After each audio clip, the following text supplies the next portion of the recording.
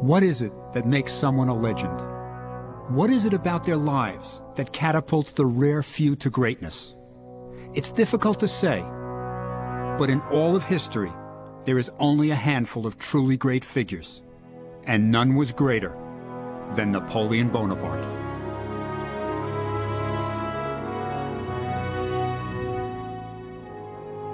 This is the tomb of the most famous ruler in the world, one of the most interesting and complex men who ever lived, and one of my favorite people.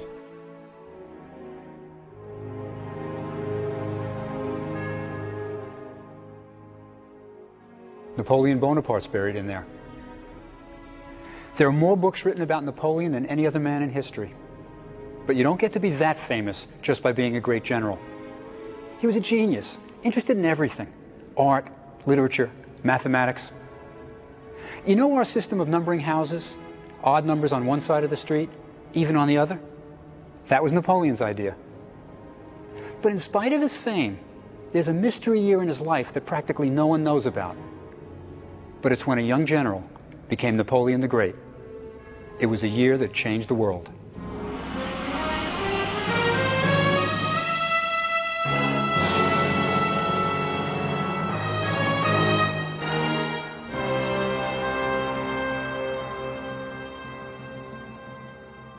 Our story begins 200 years ago, in Egypt. A land virtually unknown to Europeans of that time. This was a country that had lost touch with its glorious past, its vast temples and monuments shrouded in mystery,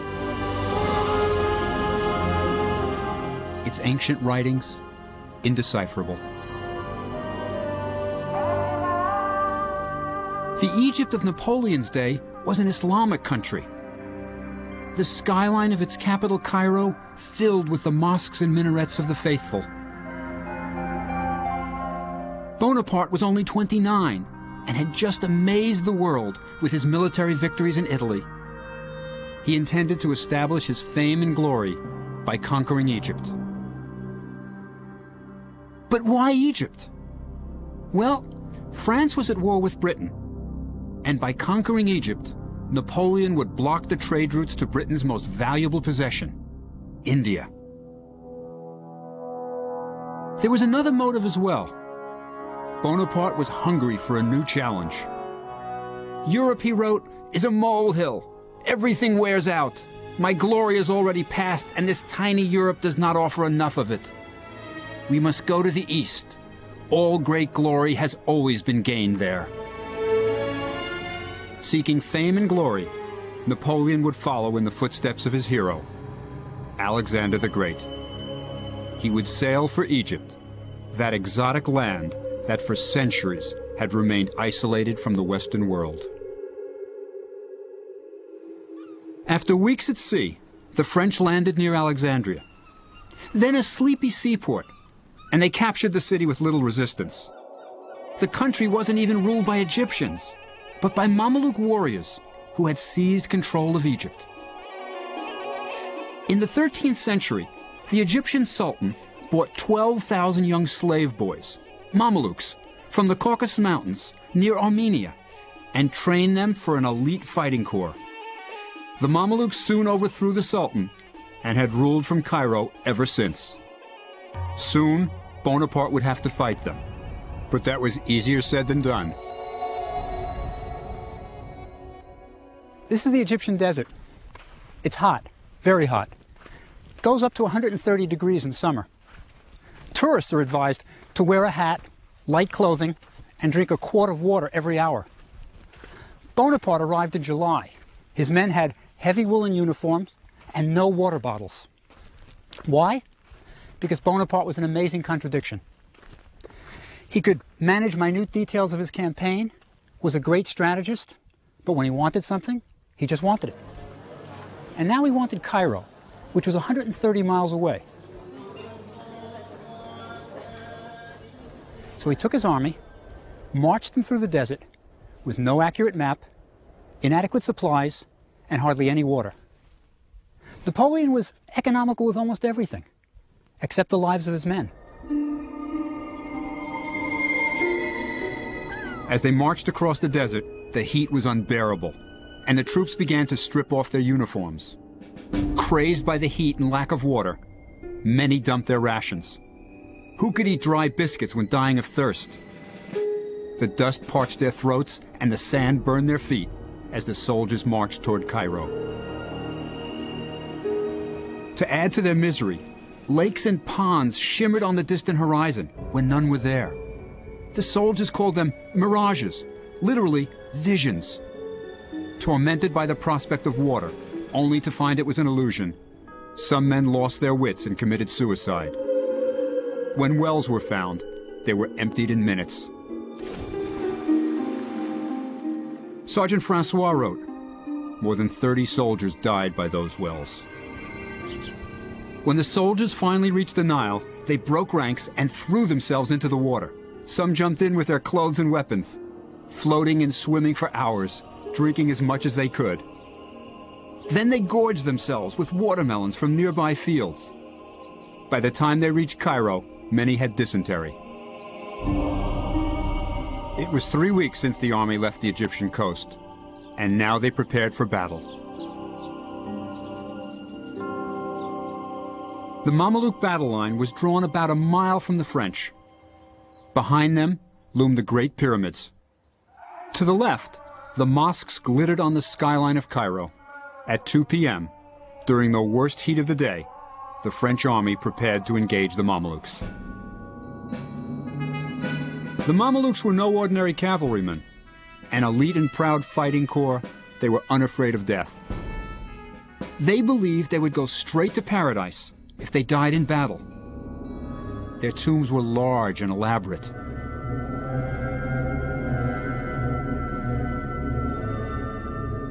Bonaparte ordered his divisions to arrange themselves into the well-known square formation. Rifles at the outside, baggage and cavalry inside, and the artillery at the outer corners. The Battle of the Pyramids was unlike any other. For the first time in history, a European professional army would clash with the elite Oriental fighting class. It could have been billed as East meets West. The Mamelukes were fresh and confident. Their costumes were exotic, armed with daggers, rifles, battle axes and pistols. The Mamelukes were a formidable sight. Napoleon always knew how to inspire his men. Pointing to the pyramids, he shouted, "Soldiers, 40 centuries look down upon us." The Mameluke cavalry charged the French squares. The disciplined French troops waited until the Mamelukes were almost upon them and met the charge with devastating firepower. The attack was repeated again with the same result.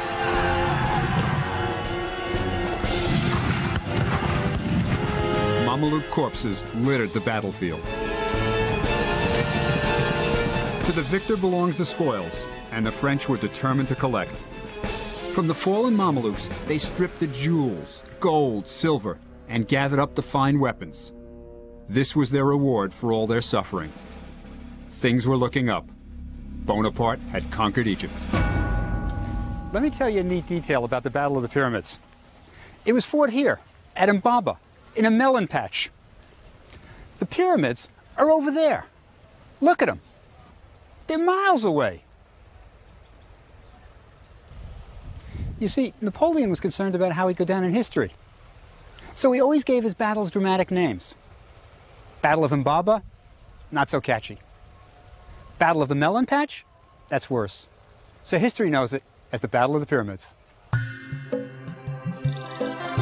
Bonaparte had captured Cairo, and his officers happily moved into the palaces vacated by the retreating Mamelukes, sometimes even inheriting their harems. But in a sense, the Cairo of 200 years ago was two cities.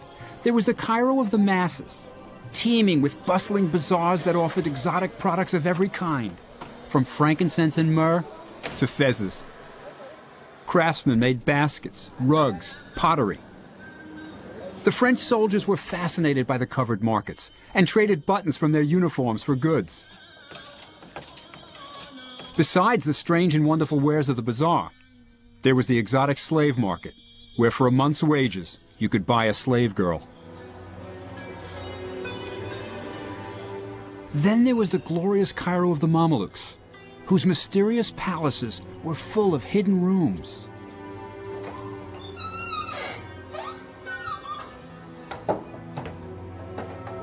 Where cloistered ladies of the harem peered from behind screens, watching the men talking and eating.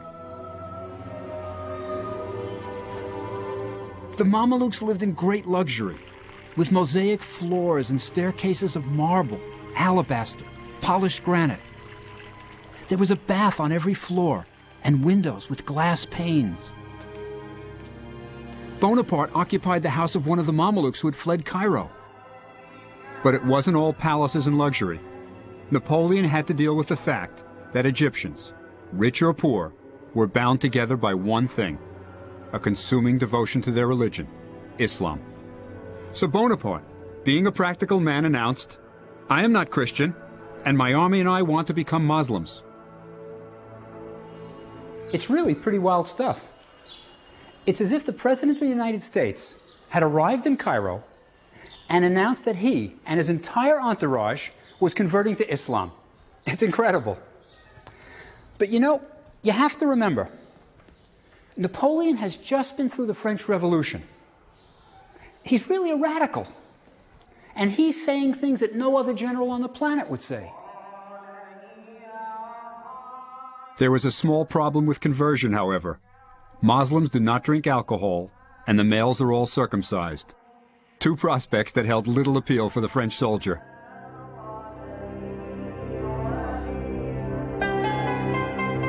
As the army settled in Cairo, Bonaparte must have been pleased. He had just vanquished the Mamelukes and was master of Egypt. But then disaster struck. Napoleon had defeated the Mamelukes and taken possession of Egypt. But his luck was about to change. In this bay at Abu Qir, on Egypt's Mediterranean coastline, Napoleon came face to face with disaster. You see, he wasn't alone. The British fleet, commanded by England's greatest admiral, Horatio Nelson, had been searching for their French enemy.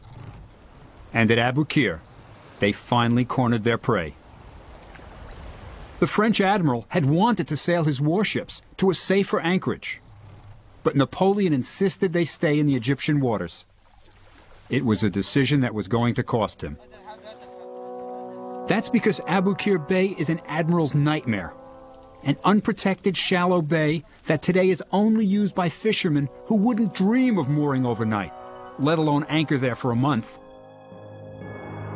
The French admiral, Brie, anchored his fleet as close to the coast as he dared, and aimed all his cannons seaward in case Nelson found them, which is exactly what happened. At 2 o'clock, on the afternoon of August 1st, Nelson spotted the entire French fleet at Abu Qir Bay. If he waited for his fleet to catch up to him, it would be 6 o'clock before he attacked. With only a couple of hours of daylight remaining, Nelson decided to fight the most spontaneous naval battle in history. The French expected the British to fight in the accepted way, to wait until daybreak, and then sail their ships opposite the French and fire away until one surrendered. But Nelson threw the rulebook away and sailed straight into the attack. As the British ships neared the French line, they saw that they could slip between the shore and the anchored French ships. Never expecting to be attacked from the shore, the French had no guns facing in that direction, and the battle became a rout. As the battle raged through the night, the roar of cannons and screams of the wounded and dying filled the air.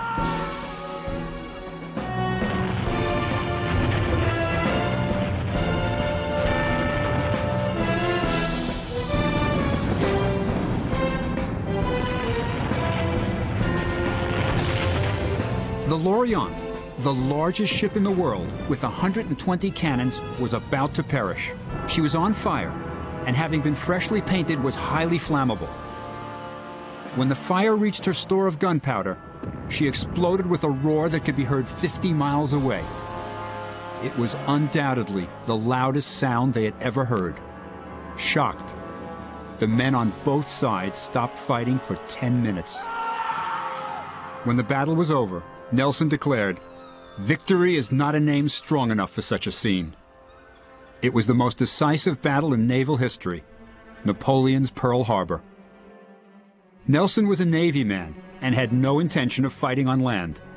He had destroyed Bonaparte's warships, and it would be difficult for the French to get supplies or reinforcements from France.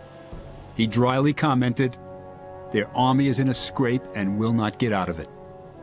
And he sailed away, leaving the French stranded in Egypt.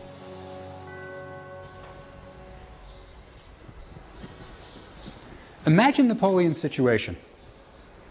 His fleet is destroyed. He's stranded. He can't get supplies or troops from France.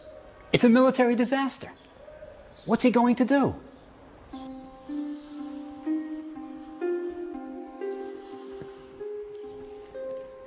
He founds a scientific institute here. This is no ordinary soldier. This is a general with incredible drive and intellectual ability. Napoleon's institute was made up of scientists, scholars, and artists whom he brought with him to study every aspect of Egypt. One of my favorites was Vivant Denon, the artist who helped Bonaparte bring Italian art back to France during the Italian campaign. At 55, Denon was one of the oldest members of the Egyptian campaign, but was quite happy to sketch the temples as bullets whizzed by his head. Then there was General Caffarelli, who led the engineering corps. He had lost a leg fighting in Germany and scurried about on a wooden one.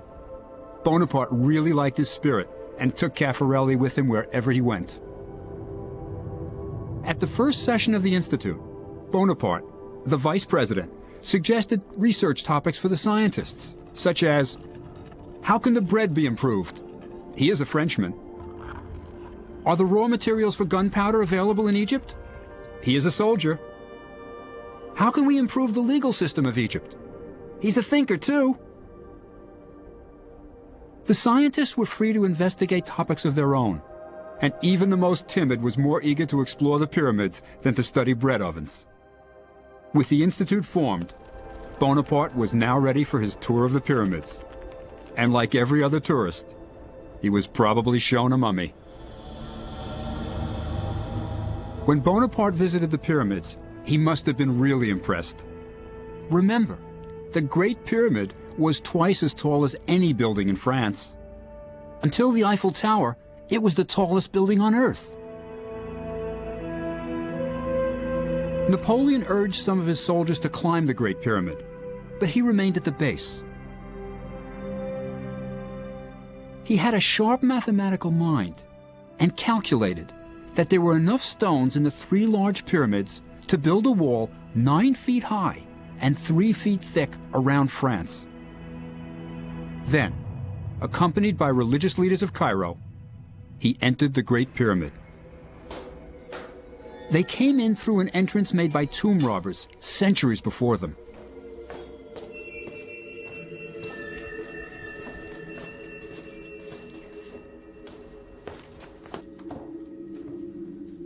Napoleon climbed up through this passage into the Grand Gallery. It would have been lit by torches.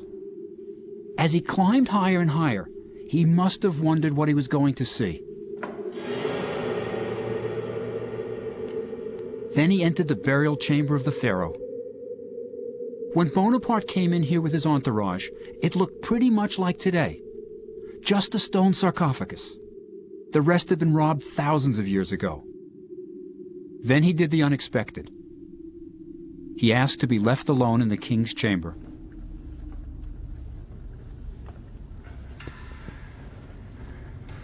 We don't know for sure what happened in here when Bonaparte was by himself. But as he was leaving, one of his officers noticed he was a little pale and asked him if anything strange happened. Bonaparte told him never to mention it again. Towards the end of his life, Napoleon was about to tell someone what had happened. But then he changed his mind. He said, "No, never mind. You wouldn't believe it." Maybe he saw Alexander the Great. Great men are supposed to have visions. And Bonaparte was never afraid to dream the big dream. While Bonaparte dreamed of building an empire in the East, back in Paris, he had real problems. A scandal was about to break that would plague him for the rest of his life.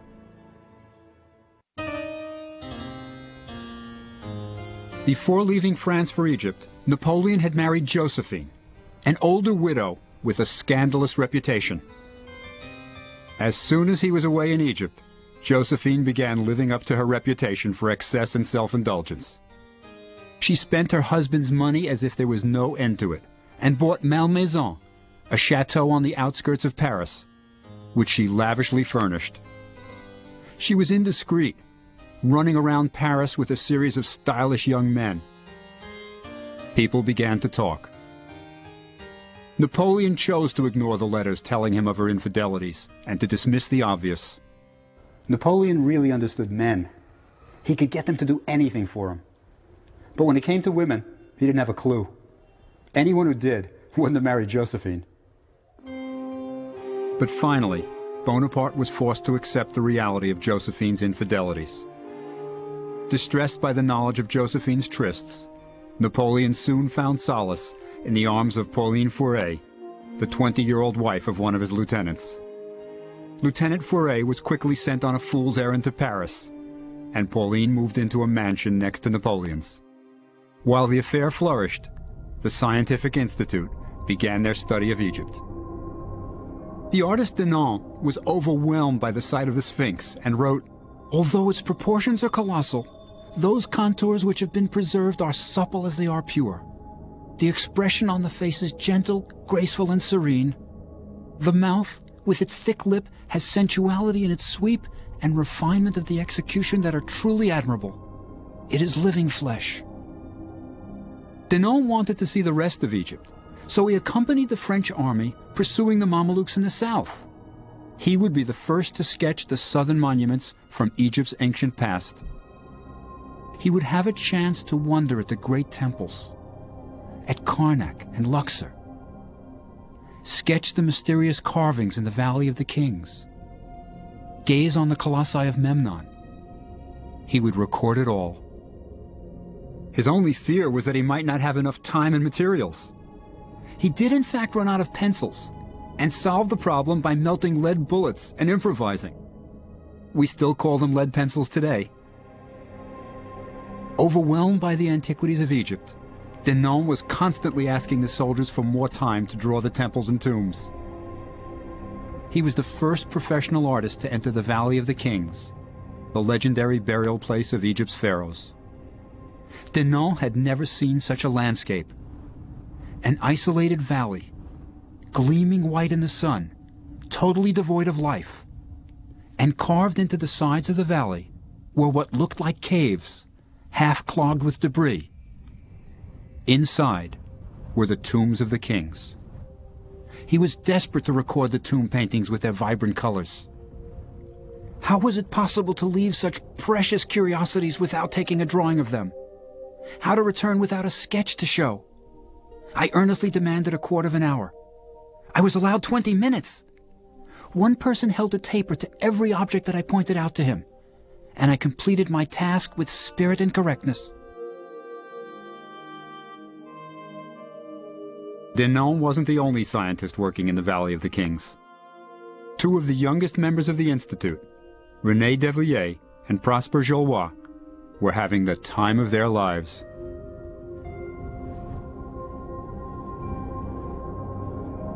By the time the pharaohs were being buried here, the pyramids were 1,000 years old, ancient monuments. So the kings of Egypt selected a spot topped by a natural pyramid to look over their tombs.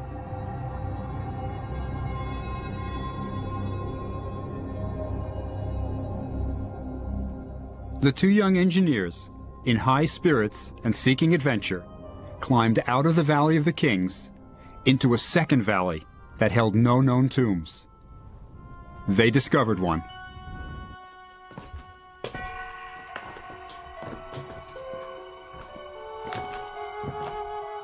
After scrambling through descending passages, they came to a deep shaft designed to protect the tomb by catching water from the occasional rainfall. There they came face to face with the owner of the tomb. But they had no idea who he was. You see, it would be another 20 years before anyone would decipher the hieroglyphs and read the names. Our young friends had discovered the tomb of Amenhotep III, one of the greatest kings of Egypt. This was the king who built some of Egypt's grandest monuments.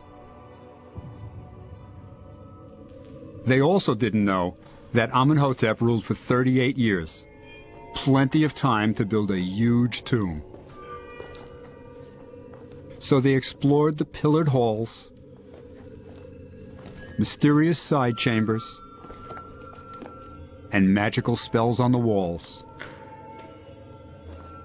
Finally, in the burial chamber, they found the king's broken sarcophagus. But Amenhotep wasn't there.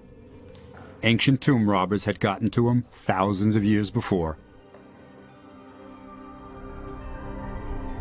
After the young scientists, 2 centuries of scholars would follow. They would discover incredible treasures in the Valley of the Kings. Mummies of the pharaohs, the gold of Tutankhamun. But Napoleon would never see the valley. A revolt had broken out in Cairo, and he was fighting for his life.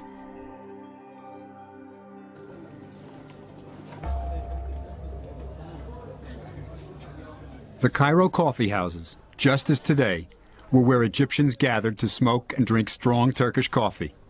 Don't ask for latte here. The talk was inevitably of politics and the French invasion, but the whispers were of revolt. Bonaparte's hold on the city was slipping. All along, Bonaparte tried to convince the Egyptians that he was really a fellow Muslim, their friend and liberator. They never really believed him. Besides, he was taxing them to death to support his army. There were other problems, too. An Arab writer of the time noted, "The presence of the French in Cairo was intolerable, especially when the Egyptians saw their wives and daughters walking the streets unveiled and appearing to be the property of the French, with whom they were seen in public and with whom they cohabited. Before these facts, Muslims died of shame." The makings of a revolt were beginning to bubble. From their pulpits, the religious leaders of Cairo preached against the French infidels, and on October 21st, all hell broke loose. One of the religious leaders cried, "Let all those who believe there is but one God take themselves to the Mosque of Al-Azhar. Today is the day we fight the infidel." By 6 in the morning, faithful Muslims were running through the crowded Cairo streets with sticks and muskets. Soon, small groups of French soldiers were attacked, and General Dupuy, the commandant of Cairo, was killed. Bonaparte raged from his headquarters and ordered the cannons of the citadel to be aimed at Al-Azhar Mosque and anything else near it. The assault lasted 12 hours.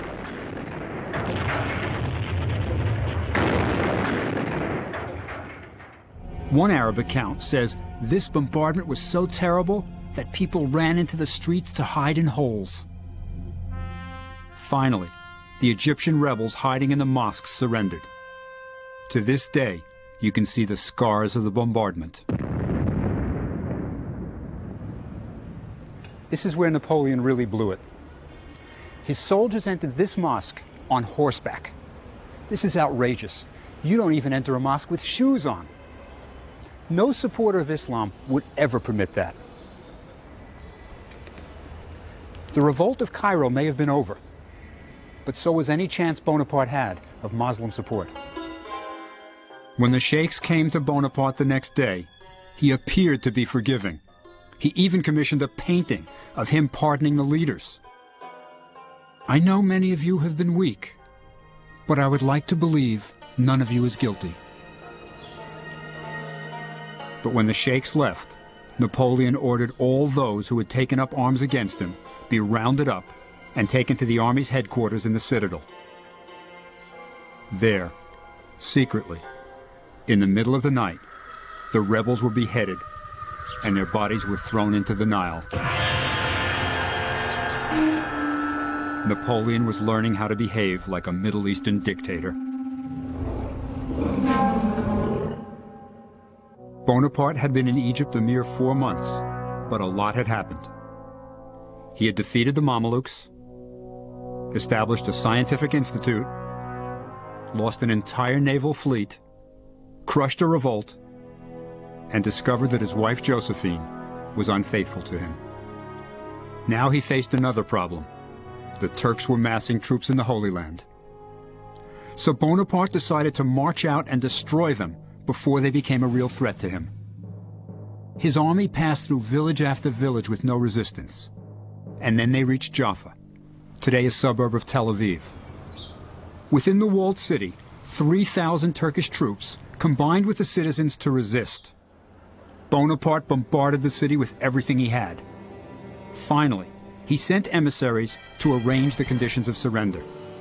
But the Turks killed them and displayed their heads on the ramparts. When the French troops finally took the city, they went berserk. Bonaparte noted in his journal, "The soldiers' fury was at its height. Everybody was put to the sword. Being sacked, the town experienced all the horrors of a city taken by storm." The massacre was terrible. Soldiers became beasts, sinking their bayonets into old men and babies, raping young girls still locked in the arms of their dead mothers, while the cries for mercy from the sick and elderly filled the air. But this was only the beginning. This beach wasn't always the scene of family fun and swimming. When Napoleon was here, 3,000 Turkish troops, given assurances by Bonaparte's officers that they would be treated as prisoners of war, surrendered. When Bonaparte saw his officers return with several thousand prisoners in tow, he asked, "What am I to do with them?" To escort the prisoners back to Cairo would take too many soldiers. To keep them with the army was too cumbersome. To feed them, impossible. To set them free, unthinkable. Something horrible happened here 200 years ago. Napoleon had the 3,000 Turkish prisoners killed. They were marched to this beach. The French opened fire. Pretty soon the sea was red with their blood. And then the French were told to use their bayonets to save ammunition. This massacre could never have happened in Europe. But Napoleon wasn't in Europe, and he was behaving like a Middle Eastern despot. You know, it took 3 days to kill all those Turkish prisoners. Even Turks who swam out to distant rocks were hunted down and bayoneted to save bullets. Bonaparte would need all the ammunition he had. His problems were only beginning.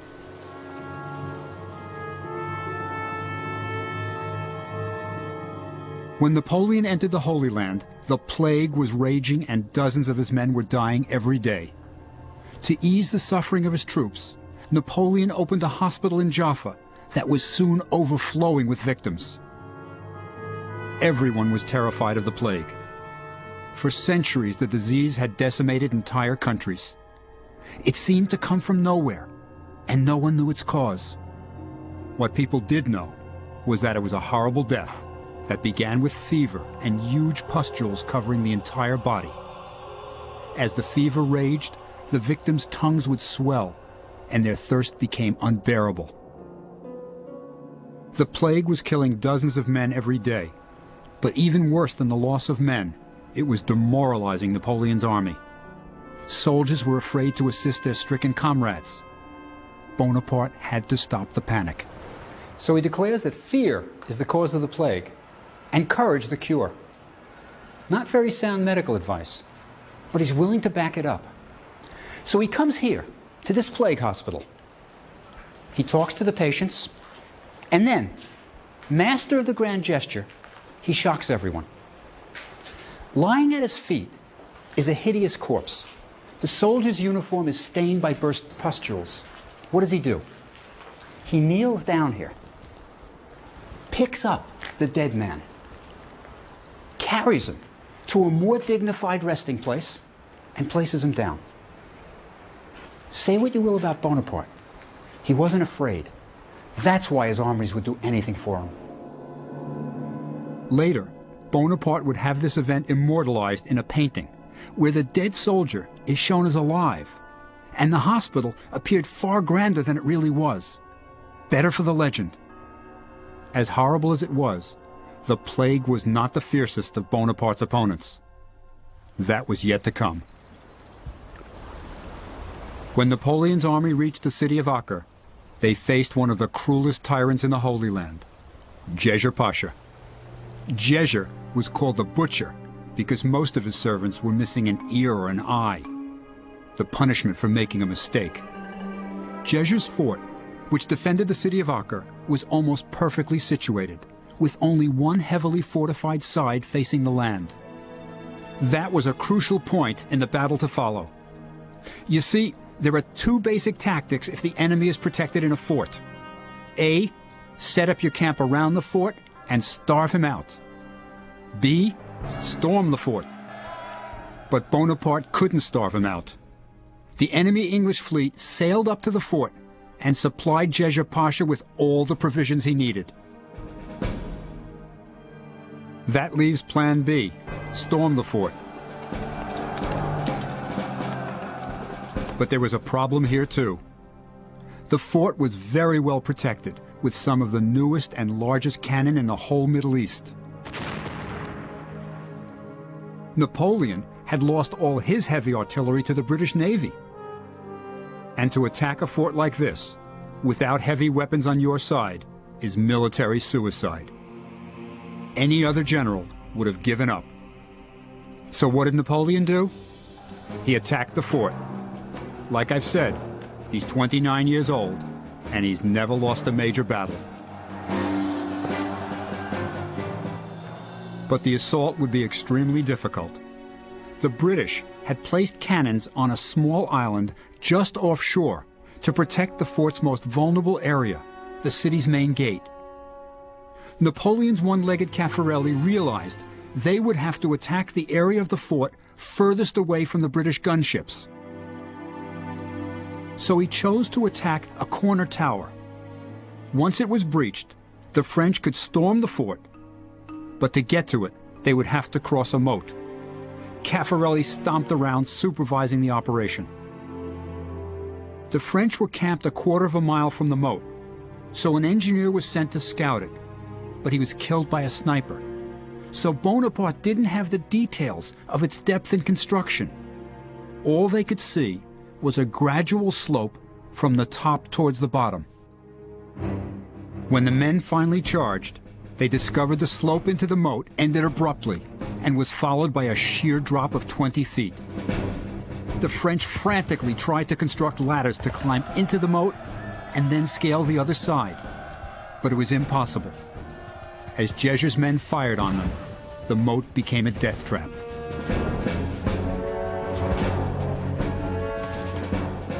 Napoleon hated sieges because troops were forced to attack one small area. He liked battles involving open troop movements, where his genius as a strategist could come into play. This was not his game. Now Bonaparte was running out of ammunition.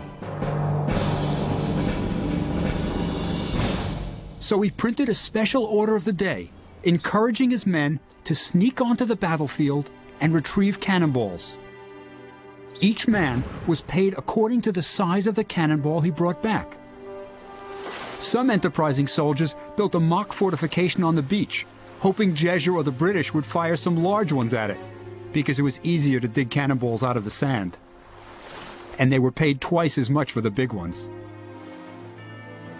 The soldiers could certainly use the extra money. They hadn't seen their regular pay in months.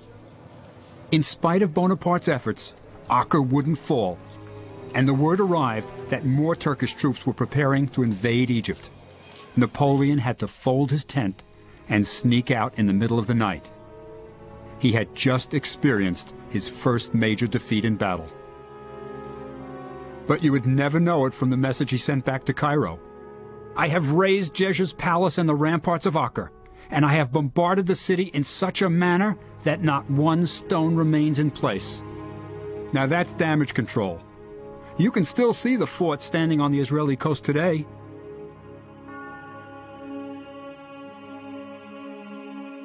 But the one thing he couldn't disguise were his losses. Bonaparte's favorite, one-legged Caffarelli, had his arm shattered by a cannonball and died 18 days later. He's buried here. Caffarelli's in there. He's minus a leg and an arm. But that's not all he's missing. Bonaparte had his friend's heart removed and mummified so he could bring it back to France with him. That's the kind of thing that made him a legend. Who would think of doing something like that?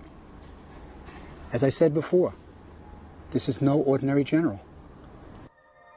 As the army marched back to Cairo, Bonaparte was faced with difficult decisions. Many of his men, too sick to be moved, had to be left behind. Those who could travel were carried on horses and camels. But the animals were also needed to pull the field guns, and Napoleon didn't have nearly enough.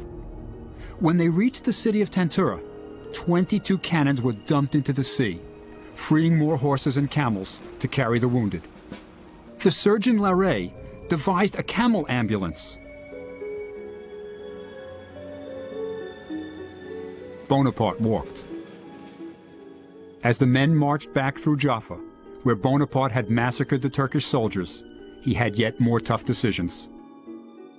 His soldiers in the plague hospital were too sick to be moved, and the Turks were closing in. Today, the picturesque Armenian monastery that once housed so much suffering is in sad decay. But standing here, one can imagine the screams of delirious men awaiting death. And in these rooms, a moral drama played out 200 years ago. Bonaparte ordered the remaining French plague patients to be poisoned rather than leave them to be tortured by Jeger's men.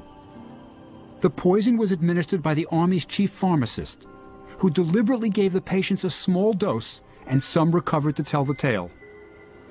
Later, Bonaparte insisted that the poison was left at the patients' bedsides so they could take it voluntarily in order to avoid falling into the hands of the enemy. When Bonaparte finally neared Cairo, he called a halt. He had a plan. The wounded were left in villages outside the city. The healthy were formed into ranks, captured flags were carried in the front, and a band played, and the army entered Cairo triumphantly through the Bab el Nasser, the Gate of Victory. Not only did he enter through the Gate of Victory, he renamed its towers after his countrymen. You can still see the inscriptions. Bonaparte was a hero. At least that was his version. In his heart, he knew the Egyptian campaign was lost, but he was far from finished. Napoleon realized his Egyptian campaign was lost. He had been soundly defeated at Acre, was losing hundreds of men every day to the plague, and had no way of getting reinforcements. Well, if his glory didn't lie in Egypt, perhaps it awaited him back in Europe. He summoned his next-in-command, General Kléber, to the fort at Rosetta, but it was an appointment Bonaparte had no intention of keeping. As Kléber made his way to the fort, Napoleon was miles away on the Alexandria coast, boarding a ship. He was about to leave Egypt forever. He didn't tell Pauline, his mistress.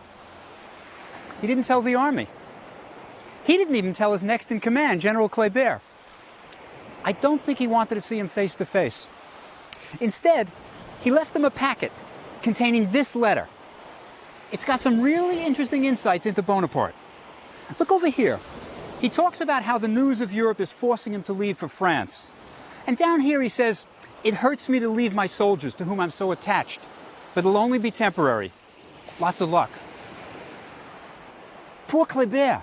He's in charge of an army that's decimated by the plague. No hope of reinforcements. And it's worse. Bonaparte tells him to collect taxes, continue military victories. You know, Bonaparte's done it again. He's putting a very positive spin on his own military disaster. The spin worked. When Bonaparte returned to Paris, it was not as a defeated general who had just abandoned the decimated army. It was as a hero. He immediately had medals struck, showing himself as the liberator of Egypt. He was commemorating victories that never happened. One medal even showed him entering Egypt like a Roman emperor in a chariot pulled by a pair of camels. That's chutzpah. He had lost half his army, but everyone believed him. Within weeks, he was ruler of France.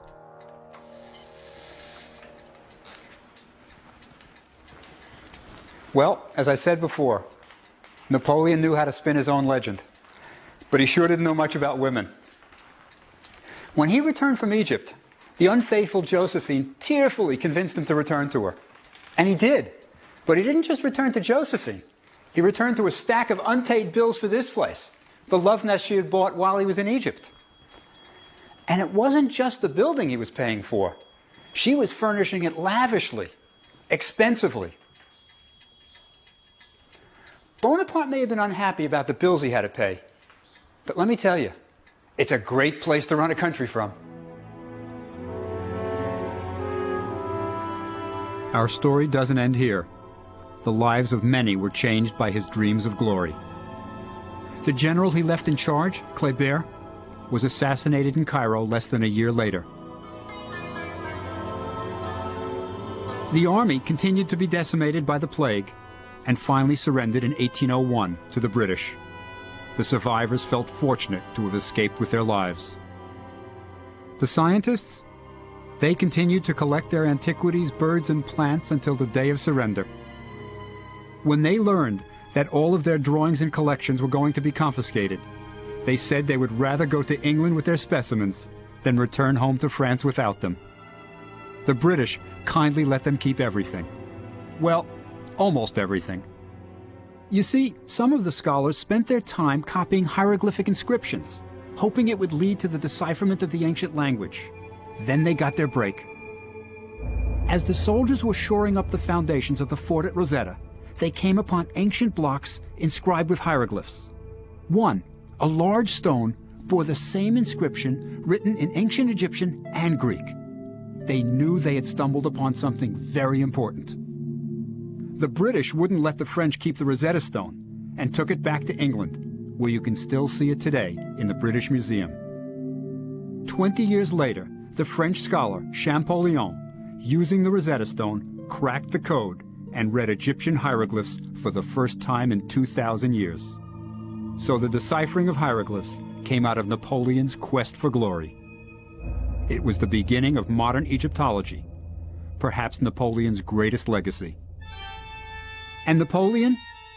Well, if you remember your history, he eventually crowned himself emperor. But in the end, his impatience and overconfidence did him in. As in the Egyptian campaign, Bonaparte invaded Russia unprepared for the weather, this time freezing winter conditions.